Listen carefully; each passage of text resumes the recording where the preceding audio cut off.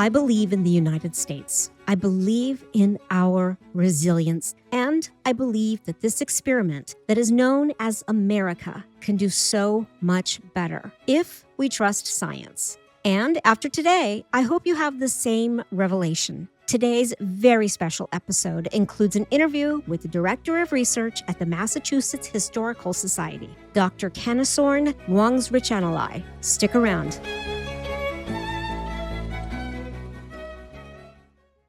During the preparation and the interview, I had the opportunity to learn so much more about the Revolutionary War, as well as the greater battle that our forefathers endured. It was a battle that was written in the margins of our history books that many do not know about. Though many talk about the Revolutionary War and how 250 years ago we banded together and fought for our independence, a bigger picture was written in the margins that many of us never knew about. While the forefathers were struggling with developing a country that we could have hope and faith in, the continent was struggling with the deadly disease of smallpox. From the indigenous people of the northern continent to Canada to the Continental Army, it is approximated that around 130,000 people died between 1775 and 1782. The heaviest losses fell on indigenous peoples and the communities in Spanish America. It was during this time that our forefathers had the wherewithal to consider trying inoculation, and that battle was not an easy one. It was not like walking into a CVS and getting a shot and then binge watching for a day. It was a procedure that required weeks of gathering supplies, blocking out several weeks of recovery time, and hoping that one survived the inoculation process. And our brave leaders, including their wives, Martha Washington and Abigail Adams, took it upon themselves to inoculate. For George Washington, Martha's actions to inoculate validated Washington to inoculate the Continental Army. I have to believe that the foundations of this country was built on trust in the unknown, and that includes science. By trusting science, they were able to save the townspeople and save our military and help us become who we are today. And who we are today may not be perfect, but I would like to believe that the spirit of our forefathers still has a foothold on its legacy. And it's up to us to remember the courage and the strength that they endured as they came together and rallied around science. That being said, please enjoy this interview that I had with Dr. Kanisorn Wongsrichanalai. And I hope that you enjoy the information and the insight that he shares. And I hope that you enjoy listening to the letters exchanged between Abigail Adams and John Adams, as well as the stories of correspondence between John Adams and George Washington. Dr. Kanisorn Wongsrichanalai is Director of Research at the Massachusetts Historical Society. He is the author of Northern Character, College-Educated New Englanders, Honor, Nationalism, and Leadership in the Civil War Era. He is the co-editor of So Conceived and So Dedicated, Northern Intellectuals in the Civil War Era. And he is the co-editor of Wars, Civil and Great, The American Experience in the Civil War and World War I. He co-directed the National Endowment for the Humanities sponsored project, West Texans and the Experience of War, World War I to the Present, while working as an associate professor of history at Angelo State University. He is a graduate of Bowdoin College and earned his PhD in American history at the University of Virginia. Dr. Kanisorn Wongsrichanalai, thank you so much for joining me here at Math Science History. It is a pleasure to join you, and I'm looking forward to our conversation. I am too. There's so much to consider right now with all that's going on with vaccines. And I love the story that is behind George Washington and the inoculations and smallpox. I know some of my listeners are not familiar with what smallpox is. Could you briefly describe what it is and how it evolved to becoming literally a danger to the Continental Army? I'm happy to do that with the caveat that I'm not a medical professional. And so what we have here is historical documentation about the ravages of the disease, smallpox. But I should also mention that I work at the Massachusetts Historical Society, which is the home of the Adams family papers. So the John Adams, Abigail Adams, John Quincy Adams. And this being the 250th anniversary of the start of the American Revolution in Massachusetts, we are very happy to highlight some of these collections, and they relate to smallpox, which is actually something that is generally left out of the histories of the revolution. Yes. So I think we'll talk a little bit about that, and then we'll lead up to George Washington. But to go to your question, smallpox is a very contagious and very deadly and dangerous disease, which thankfully does not exist with us here in 2025. It presents with flu-like symptoms, and this then later on leads to the development of red spots, including inside a person's mouth. These are sores or pox, and they're filled with mucus. And it's spread through contact with fluids produced by infected individuals. Therefore, clothing or sheets, or if someone has sores inside their throat and they cough on a person, that's how these germs spread. So it's a virus. The strain that is lethal to humans, that was the most problematic, is Variola major.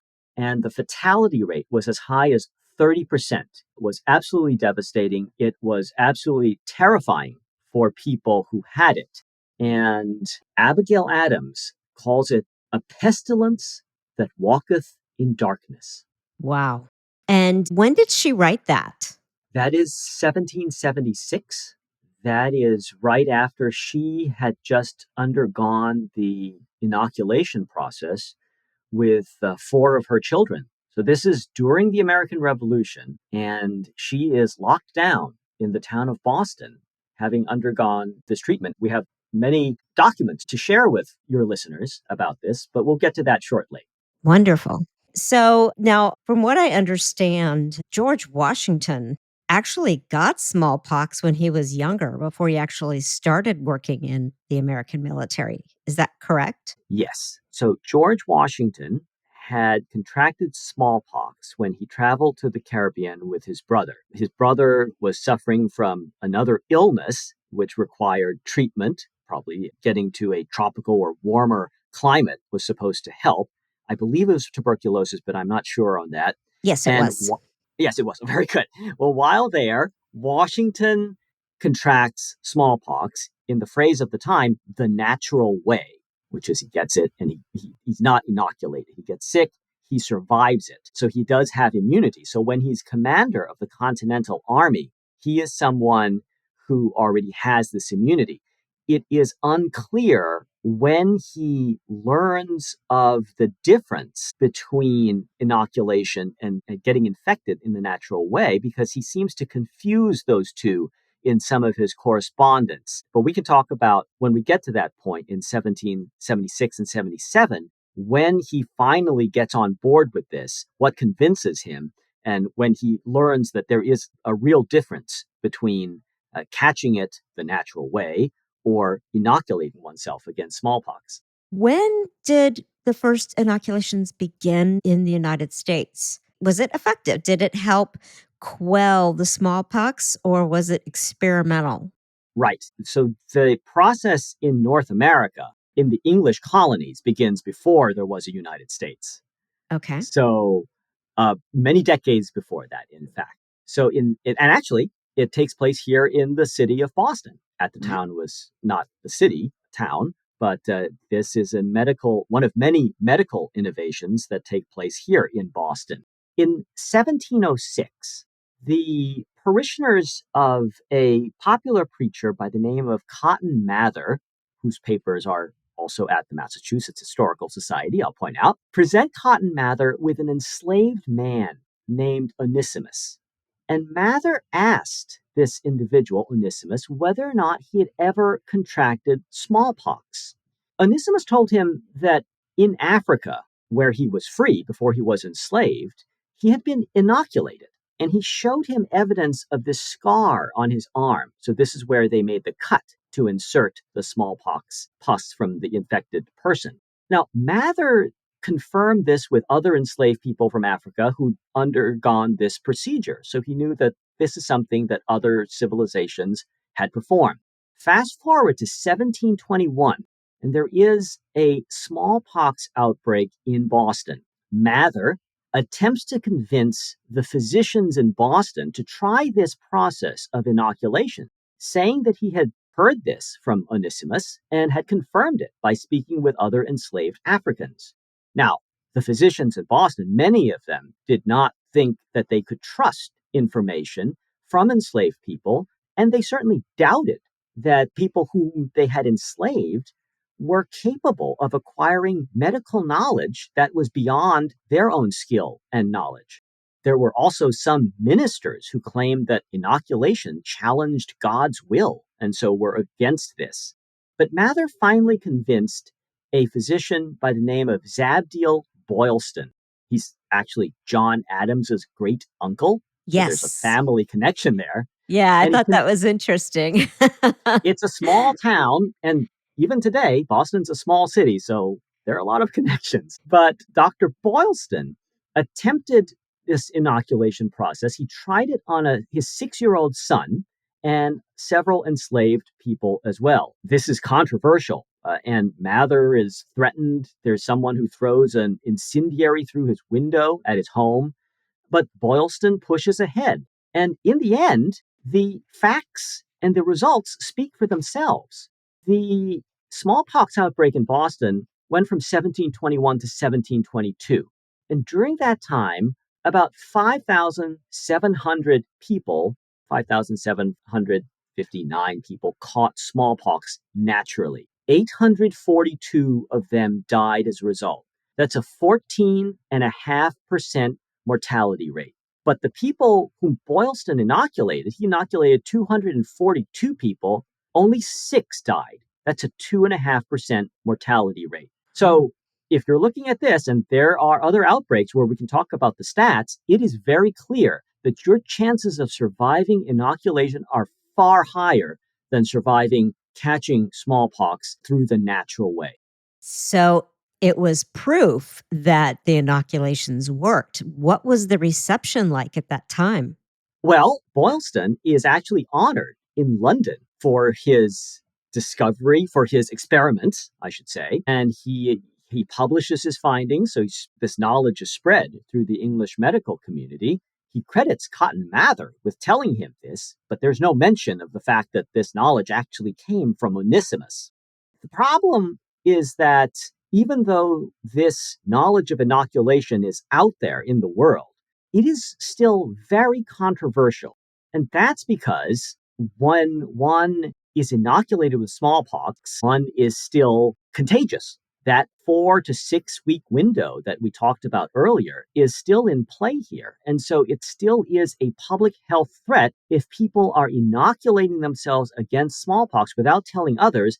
They risk spreading that to other individuals who could then die as a result. And that's a public health issue. So it's very controversial for a long time. So the other innovation that takes place in Massachusetts is really about public health law. And in the 1730s, the Massachusetts General Court, along with the leaders of Boston, the selectmen, created a structure to deal, a policy rather, to deal with smallpox outbreaks. They knew that they had the ability to quarantine the sick. They could put up flags outside of a home, they could fence off an area of a home and keep people quarantined in that area. In 1731, they passed a law that forbade people from hiding the effects of smallpox. The head of a household was supposed to notify officials, selectmen in Boston, if someone in their home came down with smallpox. They would then go through the process of warning other people to stay away from this particular home. There's also a caveat to that rule, which is that once 20 families had to be quarantined, that is, smallpox had spread to 20 households, then the quarantine rule was off because then the selectmen, the town leaders, knew that they could not contain this outbreak, that it was too far gone for these attempts to just close off certain homes or certain areas to be effective. Once 20 households had been infected, the town had reached this mark to begin inoculation. And at this point, people from outside of the town where the infection was spreading could also come in and get inoculated as well. And they would, of course, close down the town. This is very disruptive to trade, especially for a port town like Boston, right? Or Yeah. Salem or any other of these places that rely on this trade from the Atlantic world. But it's a public health issue. They know they cannot contain it, and they know that the only way to reduce deaths is to inoculate.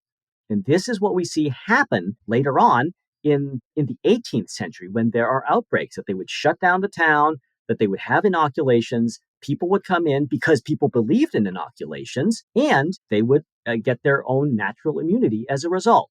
In 1752, there was a smallpox epidemic that struck Boston again. And during this particular outbreak, about 5,567 people caught smallpox naturally. About 514 of them perished as a result. That's a 9% mortality rate. The town did go through the process of inoculation. 2,109 people received inoculations, and of those, 31 people died. That's 1.5%.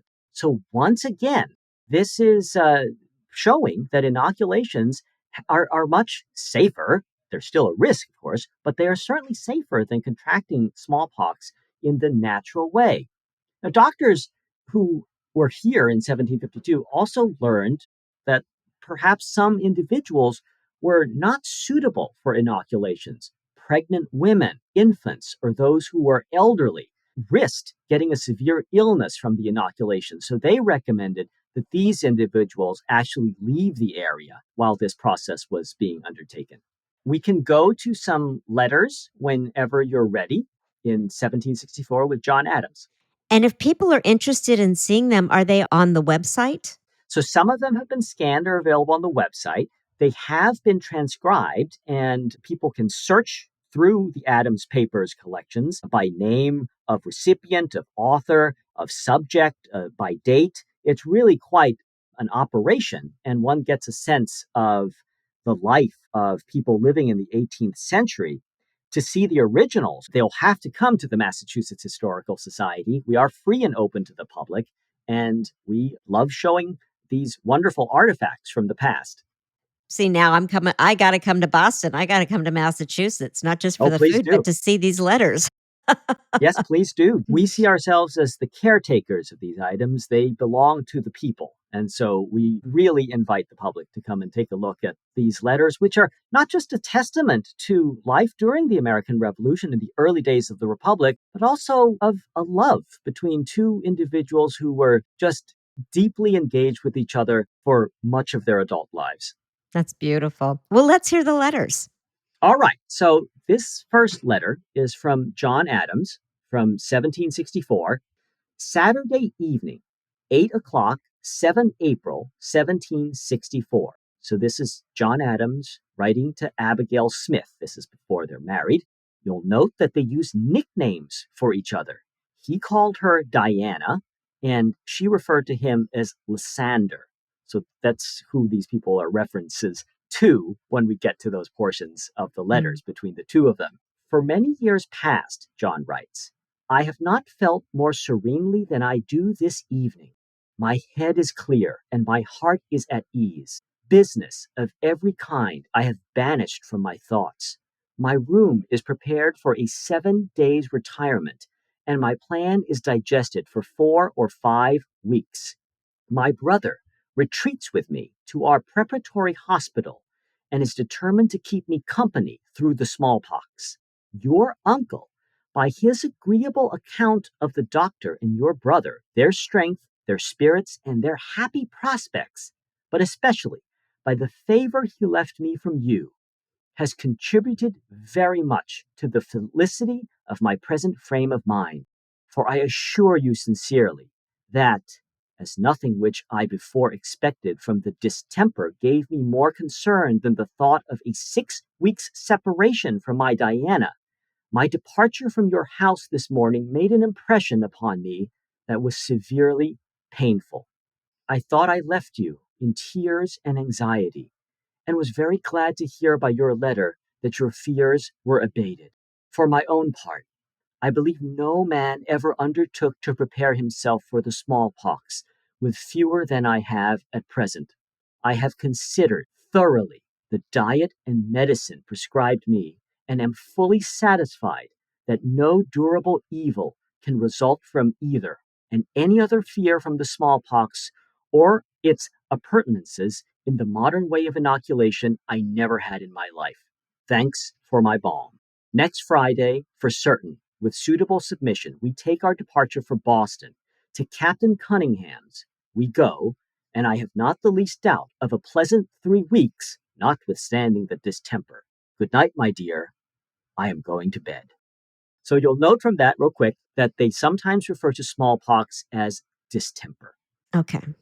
I think it's really important for the listeners to realize just the human toll and the fear that these people are going through. There is a chance that he's not going to come back.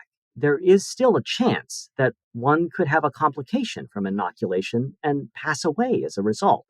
This is a long separation. This is not as we have today with vaccines, which is you walk into your local pharmacy or doctor's office and get a shot, and you might not feel good for a short period of time, but you're not contagious and you're free to go about your daily life. This is something that requires weeks and weeks of preparation and weeks of being isolated. That's true. I didn't think about that. And as he's writing her, it could possibly be his last letter to her. Yes, That's that's heartbreaking. really, it is. It's very heartbreaking. And I can't imagine what she was going through receiving these and wondering when she might get the next letter. And hoping she gets the next letter. Exactly. We'll be right back after a quick word from my advertisers.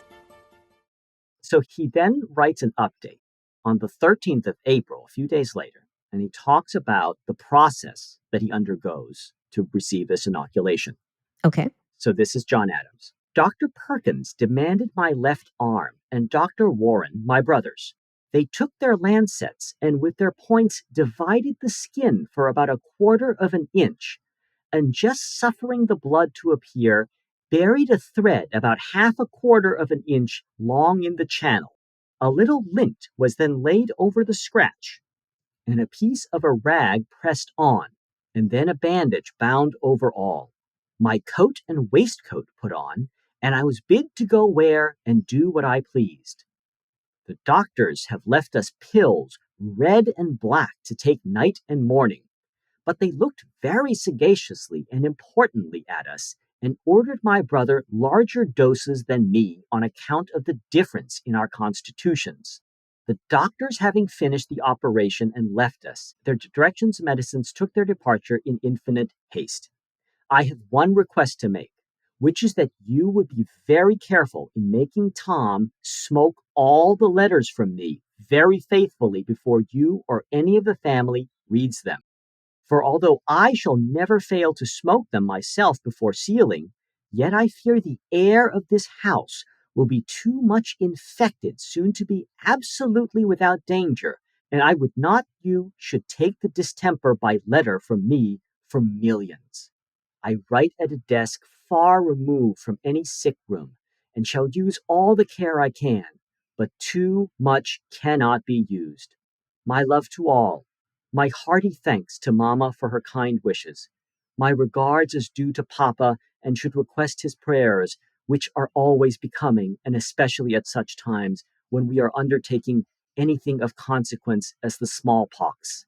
Undoubtedly, though, I have not the least apprehension at all of what is called danger.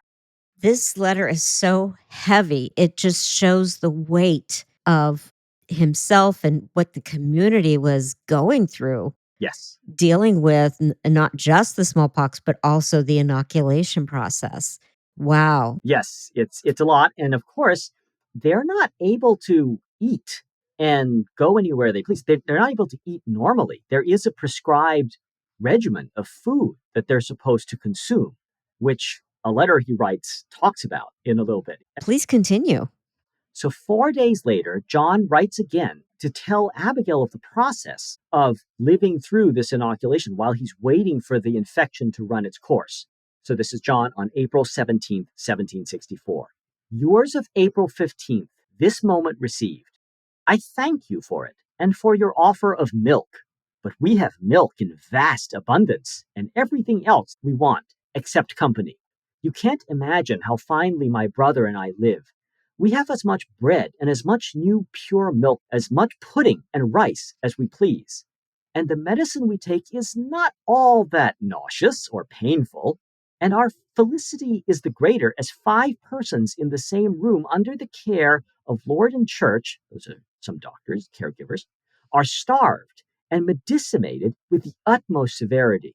No bread, no pudding, no milk is permitted them, i.e., no pure and simple milk. They are allowed a mixture of half milk and half water. And every other day they are tortured with powders that make them as sick as death and as weak as water. All this may be necessary for them, for what I know, as Lord is professedly against any preparation previous to inoculation, in which opinion I own I was fully agreed with him till lately. But experience has convinced me of my mistake, and I have felt and now feel every hour the advantage and the wisdom of the contrary doctrine. He goes on to talk about how other people are surviving or going through the process. Let me fast forward to this portion where John talks about someone who has caught the distemper, smallpox, through the natural way. Those who have it in the natural way are objects of as much horror as ever. There is a poor man in this neighborhood, one Bass, now laboring with it in the natural way. He is in a good way of recovery, but is the most shocking sight that can be seen. They say he is no more like a man than he is like a hog or a horse, swelled to 3 times his size, black as bacon, blind as a stone.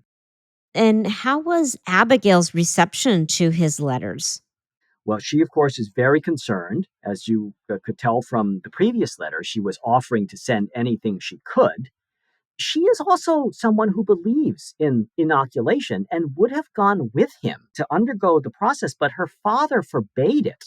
And it's not until 1776, at the start of the American Revolution, that she is able to get inoculated with, at that point, their 4 children. And so John and Abigail are very convinced that inoculation works. And I think this is probably one of the moments in their relationship where they wish they could have been together to go through this process. But perhaps they reasoned that at least one of them would, if John survived inoculation, be safe from it from the rest of his life. Well, John has a lot of time, of course, to think about the procedure.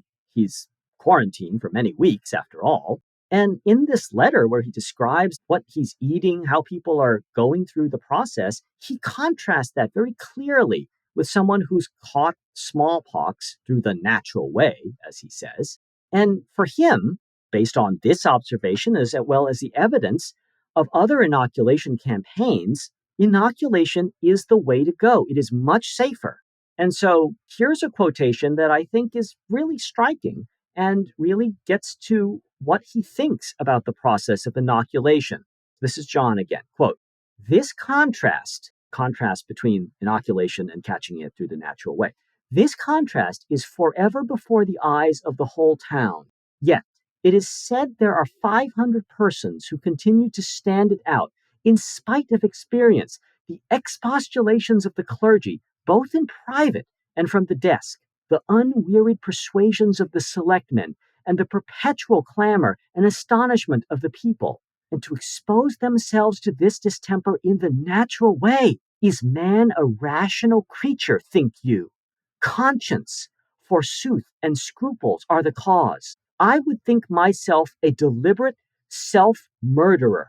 I mean that I incurred all the guilt of deliberate self-murder, if I should only stay in this town and run the chance of having it in the natural way." There's just so much to unravel here with that Right. statement. Questioning, are men rational? Those that would go through it the natural way versus those that would choose inoculation. And it's interesting how we're still asking that same question today. Yes. Thank you for sharing that. And so, was this letter shared or was it just directed to Abigail? It's directed to Abigail, but I suspect that it is something that other people would have talked about This is a very big debate. It was a big debate at that particular time in the 18th century, and as it is a big debate for us today. This is always going to be a matter of life and death, is always a matter that people find of great interest to talk about choices and public health and whatnot. But once again, I'll point out that while John has gone through this process, he's fine. He emerges, and with his immunity, that outbreak in 1764 ultimately has a similar outcome, which is that about 699 people contracted smallpox naturally.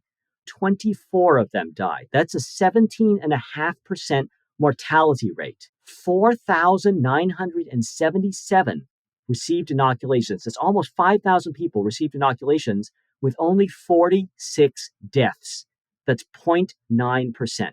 So you can compare the numbers. And those who believe in this process can point to these irrefutable facts that it saves lives. And at this time, he was still engaged to Abigail, Yes. correct?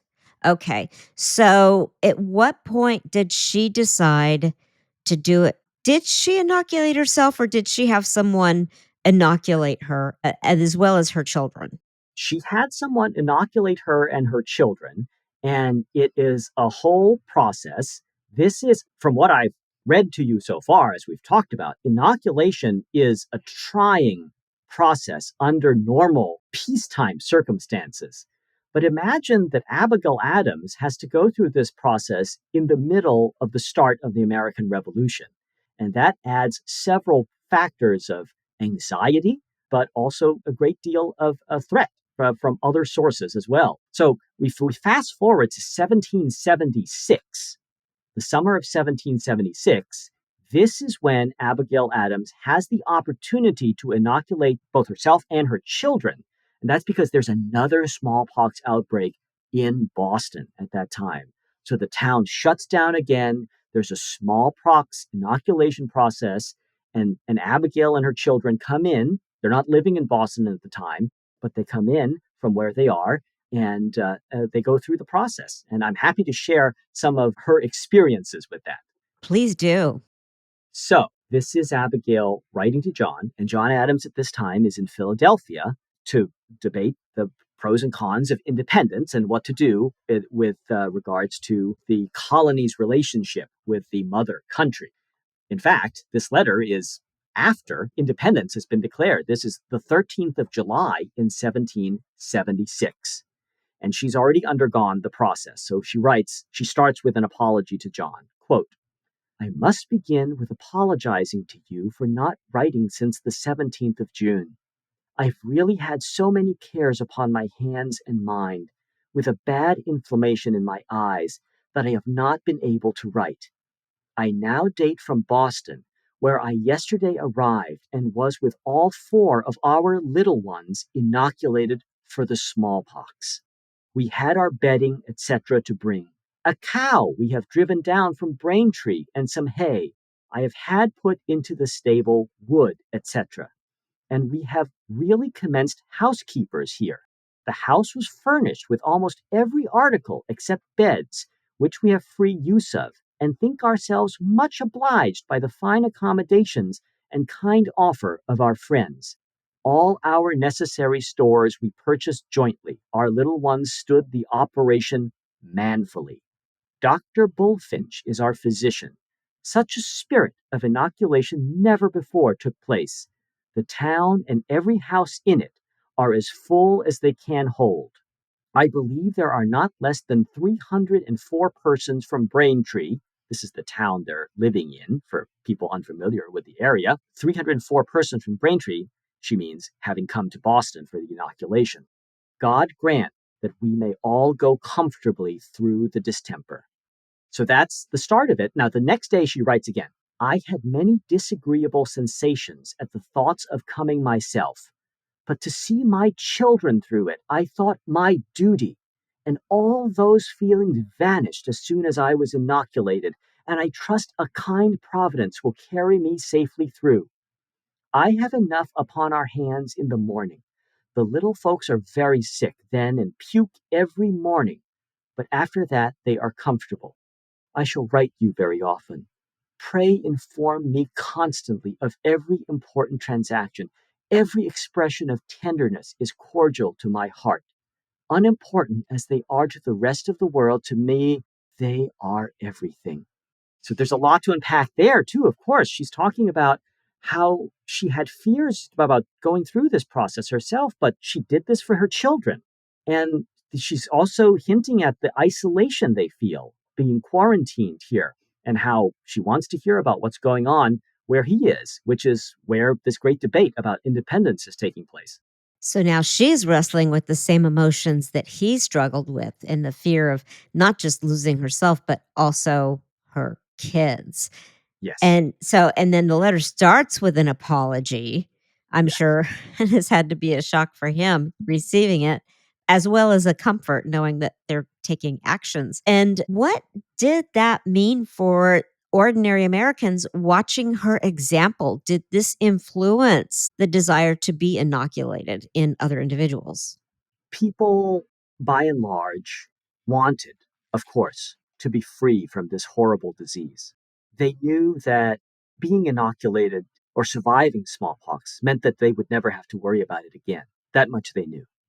They Okay. also understood that inoculations lowered the risk of dying as a result. But the problem is sometimes, in many cases during the colonial period and the revolutionary period, one of economics.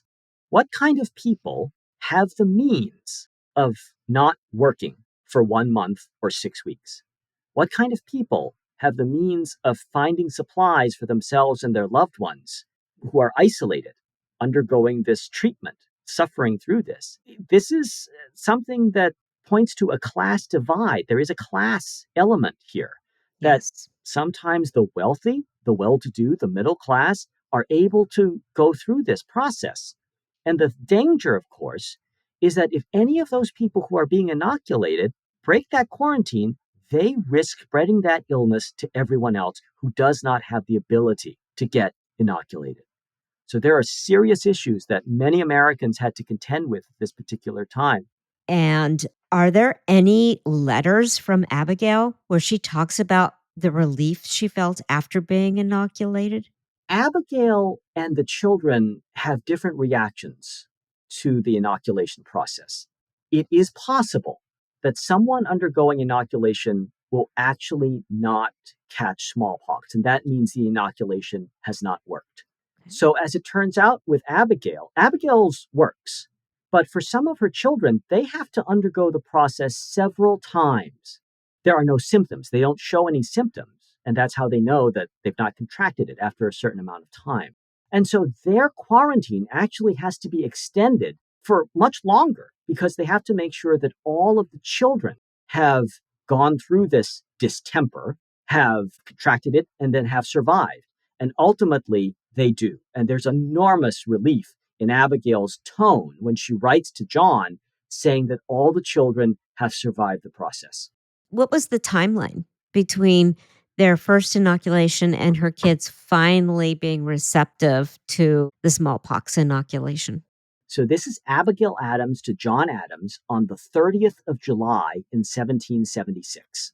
Quote, I am comfortable. Johnny is cleverly. Nabby, I hope, has gone through the distemper. The eruption was so trifling that to be certain, I have had inoculation repeated. Charles and Tommy have neither had symptoms nor eruptions. Charles was inoculated last Sabbath evening a second time. Tommy, today, the 3 times from some fresh matter taken from Becky Peck, who has enough for all the house beside. This suspense is painful. I know not what to do with them. It lengthens out the time which I can but ill afford, and if they can have it, I know not how to quit till I can get them through. Youth. Youth is the time they have no pains but bodily, no anxiety of mind, no fears for themselves or others. And then the disease is much lighter. The poor doctor is as anxious as we are, but begs us to make it certain if repeated inoculations will do it.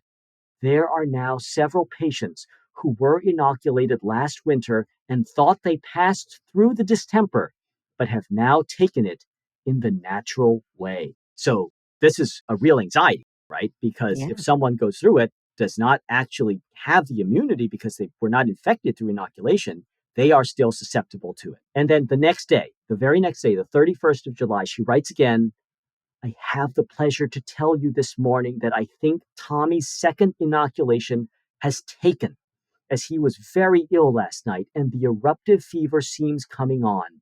'Tis 10 days since the second. So you want to see a reaction. You want to see the body respond to this as a sign that the infection has taken place and the inoculation process has gone through. I can't imagine when myself and my kids were going through the first COVID shots, you're watching your kids struggle. And you're not only feeling a sense of relief that, okay, great, they've taken it, they're responding to the inoculation, but now will they survive this? And on top of it, she's dealing with timelines and she's pressed for a structure of time because she's a busy mom and her husband just happens to be John Adams. There's just so much there in that letter that I think every mom can associate with and go, oh my goodness, I get this. That is really just brings back the humanity of history. It makes us realize how, you were saying it's not written in history. In a lot of our histories, they don't bring up the smallpox epidemic. So it really highlights everything that they were dealing with, not just a war, but also smallpox.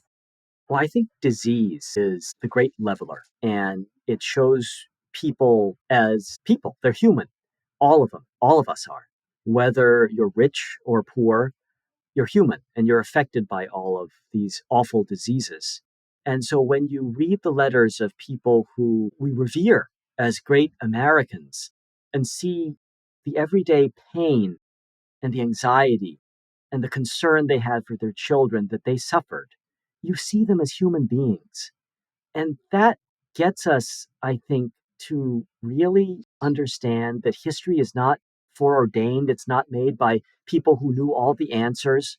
History is made by people like you and me, everyday people who are trying to navigate events that they face, life and death, how to take care of your children, and how to get to a better life. And so I think studying this, bringing this element of healthcare to the public at this moment, the 250th anniversary of the start of the American Revolution, may help us better understand these individuals and perhaps give us a better understanding and appreciation for history. Very well stated. I agree with you 100%, especially in light of the anniversary of the revolution. Right. We'll be right back after a quick word from my advertisers. And so, in light of all of this, was John Adams also communicating with George Washington? And you were talking about how Washington's wife was like the catalyst in him agreeing to inoculate his army. Yes. So there's a great line from John Adams where he writes later on about his experience having undergone the inoculation process. And he talks about how when he was recovering, they fed him this concoction. He does not mention it in the letters I quoted to you, but he talks about how they're also feeding them mercury. And as a result of this, the teeth in his mouth, his gums were wobbly, and that gave him something in common with George Washington, who, as your listeners may know, had horrible teeth. That by the end of his life, he only had a single tooth Oh, remaining wow. in his mouth. But Washington himself, there are many pressures on Washington on the matter of smallpox. And he has physicians and generals who are advocating it. He knows that the men in the ranks are inoculating themselves against orders. And then he has this opportunity to see the inoculation process work with his own wife, Martha Washington, who's inoculated in Philadelphia. And it seems as if right after she emerges from this, having survived it, he has this change of heart.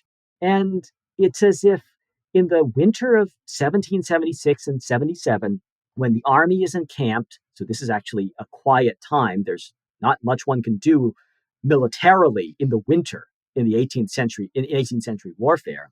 having this evidence of smallpox raging across the country, having this evidence of his wife having survived the process, and having these demands from the men, he orders that the army be inoculated.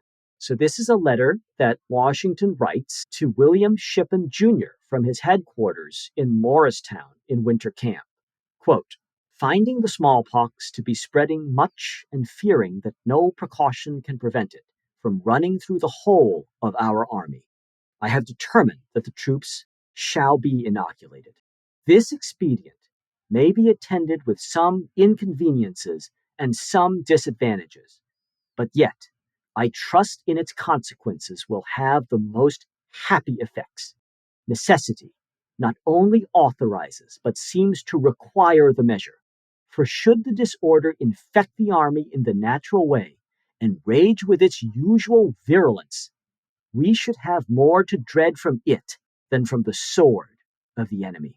Under these circumstances, I have directed Dr. Bond to prepare immediately for inoculating in this quarter, keeping the matter as secret as possible, and request that you will without delay inoculate all the Continental troops that are in Philadelphia, and those that shall come in as fast as they arrive.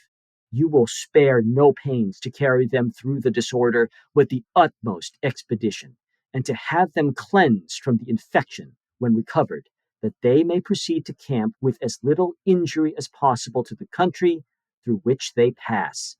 If the business is immediately begun and favored with the common success, I would fain hope they will be soon fit for duty, and that in a short space of time we shall have an army not subject to this, the greatest of all calamities that can befall it when taken in the natural way.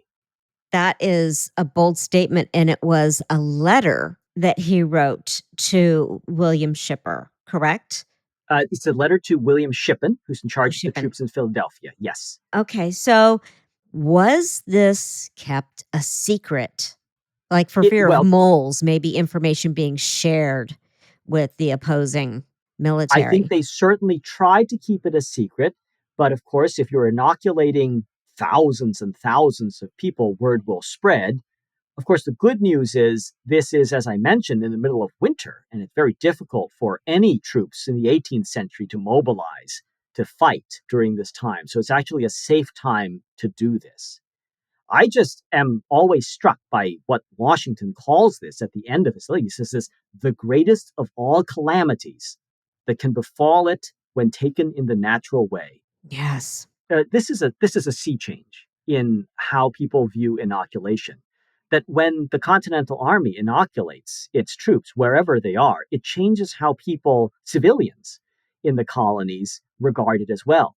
Connecticut, for example, had very strict laws banning inoculation, and it ultimately had to repeal these because soldiers were being inoculated in Connecticut during the war itself, and people understood that this was a really important innovation. And if the commander of the Continental Army is ordering it and sees its effectiveness, then that carries a lot of weight with individuals too. It's still a damaging disease. Historians estimate that about 100,000 people died during the smallpox epidemic during the American Revolution. But I think that Washington's actions not only saved a lot of lives, but may have saved the army and therefore saved the revolution as well. No doubt. And it was, I'm sure, incredibly influential on the community at large. What was the opposition like, those who were anti inoculators, who felt like it was God's will? What did that look like? Was there any discussion between possibly Adams or Washington or others discussing those who opposed it?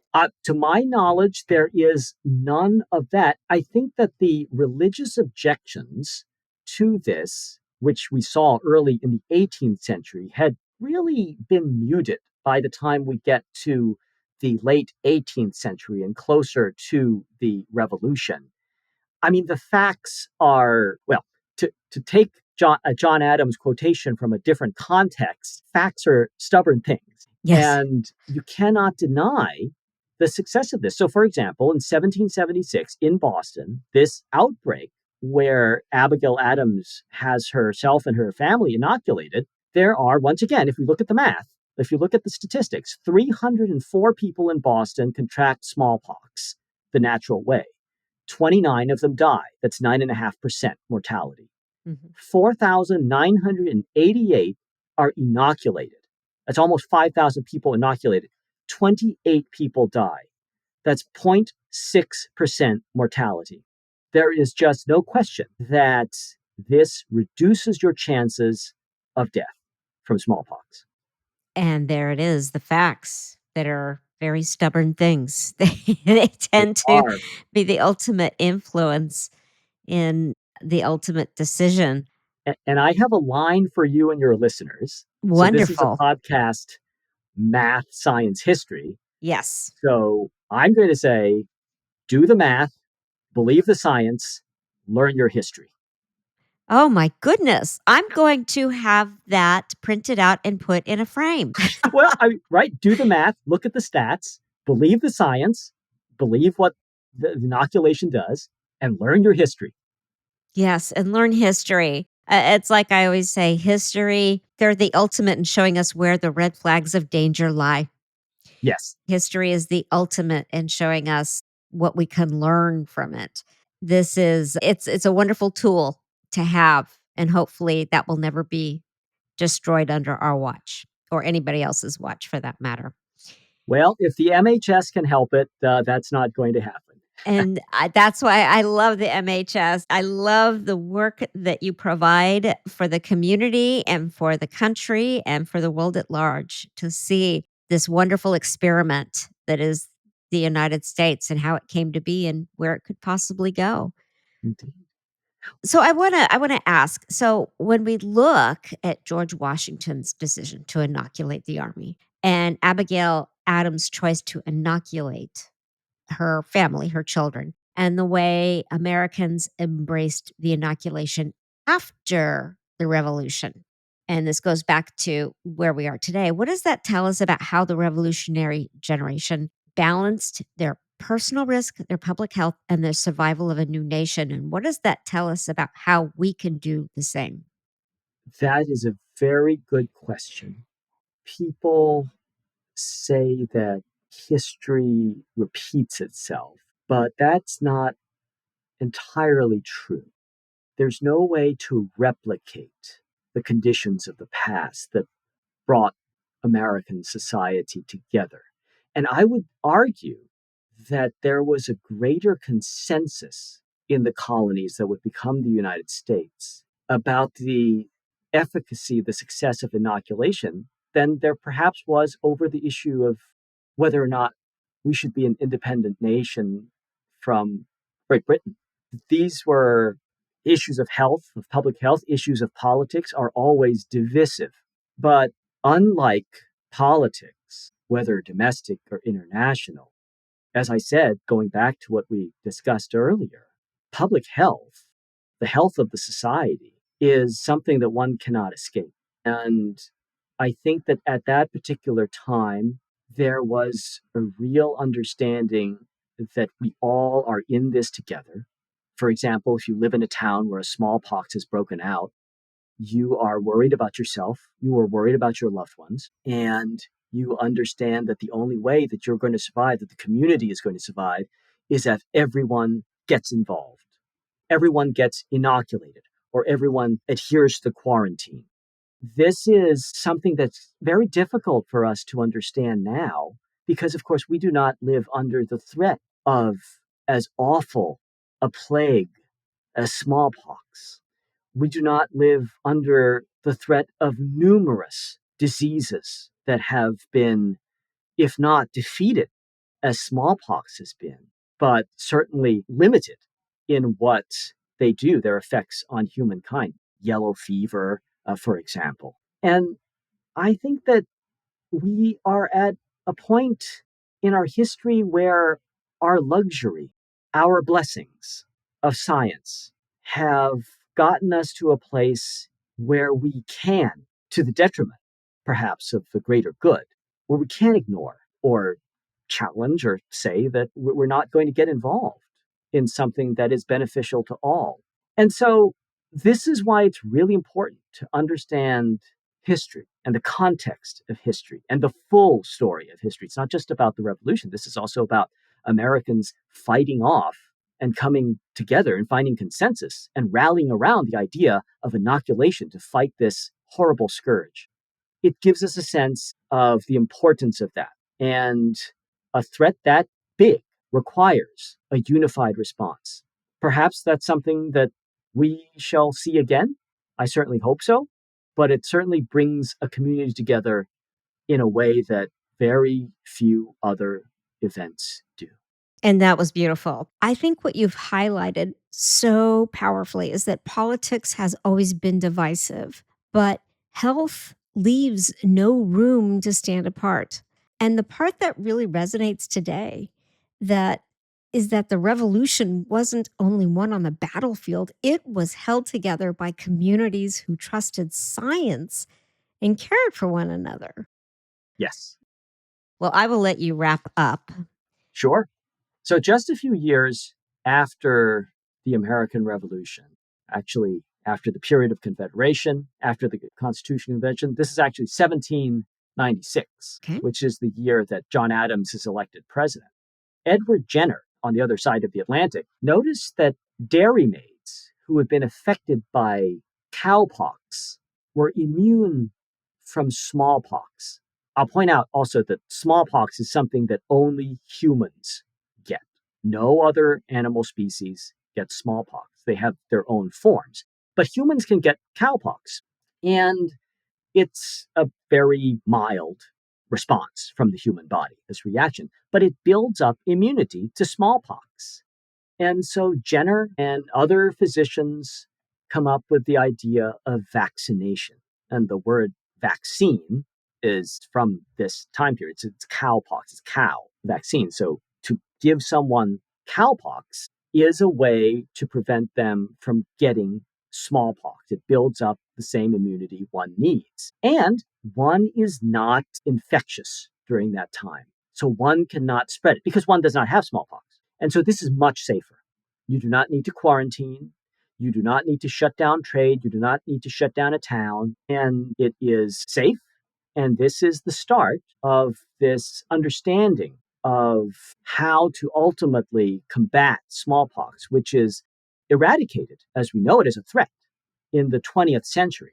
In 1980, the World Health Organization declared that it had seen the last of smallpox. And the last outbreak in the United States took place in 1949, but there was a real concerted effort in the 1960s to do this, and they were successful by the 1970s. So there are several generations of humans that have now lived in a world where there is no smallpox. I did not know that. So it's almost as if they aren't even aware of the potential threats Yes. of. And I should specify that although no one that we know of has smallpox and there have not been any outbreaks, the United States has a small sample of it, and Russia has a small sample of it. Both of these superpowers are keeping this for potential research. And this is a huge debate in the scientific community about whether or not to just completely eradicate this, just destroy the sample, lest it get out again. In fact, I think the last person to actually have contracted smallpox and died of smallpox was in the United Kingdom, and it was from a lab leak of some sort. But this was decades ago. So there's still samples that exist, but this is beyond my field of expertise. I'll leave this to medical professionals, scientists, and ethical experts, philosophers, to talk about what to do with these samples. But no one has been infected with smallpox that we know of for several decades. That is the perfect question to end the podcast on. It makes us reflect back on our ethics and what does the science say? Do we observe these samples or do we destroy them? And would that be an act of ignorance or would that be an act of curiosity and scientific study? That's wonderful. I love this. I love leaving on a question. Well, thank you very much for your time, Dr. Wongsrichanalai. If my listeners want more information, where can they go to either see some of these letters, read them, or learn more about the Massachusetts Historical Society? We invite people to visit our website at www.masshist, that's MASSHIST.org, online. So you can learn about our collections. You can see the Adams Papers, links to the Adams Papers project. And you can also, if you are in the city of Boston, come visit us in the Back Bay. We are very close to Fenway Park, and we are free and open to the public. Come see the treasures that belong to the American people that we hold in trust for them, for future generations, and for posterity. Yes, please visit. It was a pleasure speaking with you. This was a lot of fun. It was, and thank you so much for your time. I believe that history doesn't just live in our textbooks. It lives in the choices we make today. 250 years ago, George Washington, Martha Washington, John Adams, and Abigail Adams chose to risk the unknown, to place their trust in science, and in doing so, they safeguarded a fragile nation's future. Their courage reminds us that progress has always required faith, not blind faith, but faith grounded in evidence, in resilience, and in the shared hope of building something greater than ourselves. As we face the challenges of our own country now, may we remember that legacy. May we remember that courage is not just found on battlefields, but in the quiet, determined choice to trust knowledge, to protect one another, and to look forward toward the future and toward science with resolve. Thank you for joining me today, and thank you again to Dr. Kanisorn Wongsrichanalai for his invaluable insight. Until next time, stay curious, stay courageous, and never forget the power of science that will carry us forward. Until next time, Carpe Diem. Thank you for tuning in to Math Science History. If you enjoyed today's episode, please leave a quick rating and review. They really help the podcast. You can find our transcripts at mathsciencehistory.com. And while you're there, remember to click on that coffee button because every dollar you donate supports a portion of our production costs and keeps our educational website free. Again, thank you for tuning in. And until next time, Carpe Diem.